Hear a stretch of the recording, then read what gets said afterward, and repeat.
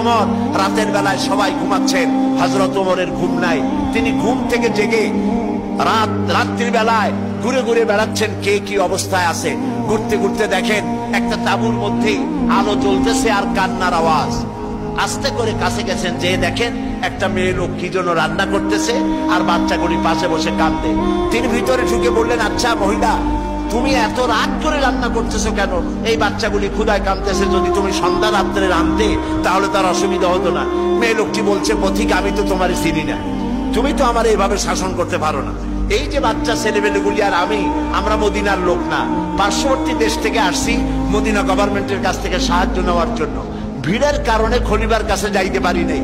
আমার ছেলেগুলি 2-3 দিন না খাওয়া, আর এই যে হাড়ি ওর মধ্যে কোনো গোশত না, পানি আর পাথর দিয়ে নাড়াচাড়া করতেছি যাতে বাচ্চারা বসে যে গোশত রান্না করতেছি। বলেছি যে একটু অপেক্ষা করো, রান্না হইলে খাইতে পারবা। কিন্তু বাচ্চাগুলি এত ক্ষুধার্ত, কোন রকমেই তারা আমার কথা শুনতে চাচ্ছে না, কাঁদতেছে। হযরত ওমর বলেন, এটা শুনে আমার মনে হলো যে আমার পায়ের তলা থেকে মাটি খসে যাচ্ছে। হযরত ওমর বললেন, মা তুমি একটু অপেক্ষা করো, দেখি আমি তোমার কোনো উপকার করতে পারি কিনা। হযরত ওমর দৌড় দিলেন। ইতিহাস বলছি, গল্প না। হযরত ওমর বাড়িতে চলে গেলেন।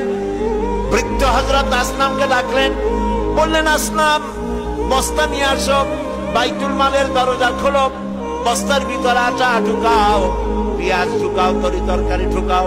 ঢুকাবার পরে বললেন, বস্তা বন্দি করে দাও। বস্তা বান্ধা হলো। হযরত ওমর বলেন, আসলাম রে, এবার এই বস্তাটা আমার মাথার উপরে উঠায়া দাও।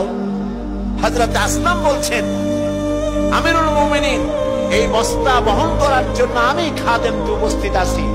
হযরত ওমর বললেন, না, আজকের বোঝা আমার মাথায় উঠাও, কারণ কিয়ামতে তোমাকে আসামি বানানো হবে না। যে দৃশ্য আমি দেখে এসেছি কিয়ামতের দিন, এর জন্য আল্লাহ আমাকে আসামি বানাবেন।